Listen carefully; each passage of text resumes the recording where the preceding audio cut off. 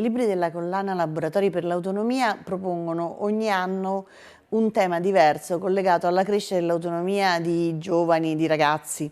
Siamo partiti da Coltelli e Fornelli, cioè un libro sulla cucina, per passare poi al tema del comportamento in strada con Da soli in città senza mamma e papà, il tema del come organizzarsi per un viaggio con valigia, biglietto, un viaggio perfetto, il denaro, fare spese senza sorprese e infine l'ultimo libro uscito quest'anno, Amicizia, amore e sesso, parliamone adesso. Che cosa sono? Sono dei libri rivolti inizialmente, diciamo, come primo interlocutore a persone con disabilità intellettiva, ma sono libri che per i contenuti che esprimono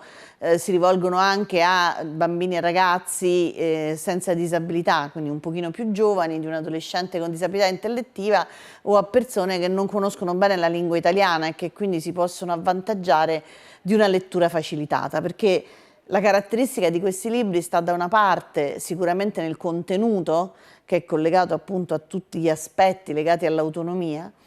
ma anche sono libri che hanno una caratteristica speciale nella loro scrittura. Il libro è scritto con una scrittura facile o easy reading, come è utilizzato questo termine a livello internazionale. Praticamente la scrittura facile risponde ad alcune regole che danno indicazioni all'autore di scrivere dalla parte del lettore, quindi pensando soprattutto a chi leggerà questi libri. Ci sono delle caratteristiche nella scelta dei termini che sono estremamente semplici e laddove si introduce un termine difficile questo viene spiegato, nella struttura delle frasi che sono brevi e che mantengono sempre per esempio il verbo all'indicativo o la forma all'attivo in modo da rendere tutto il testo di più facile lettura, la struttura del testo dà alcune caratteristiche, per esempio in organizzazione del testo per paragrafi con capitoli, elenchi puntati, un ampissimo uso di immagini.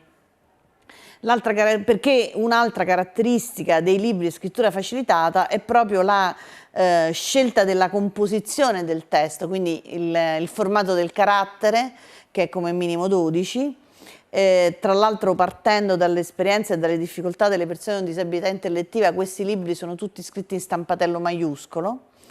e un grandissimo uso di immagini. Ogni libro ha in comune questa caratteristica di scrittura facilitata, secondo regole che tra l'altro corrispondono a delle ricerche internazionali sul tema,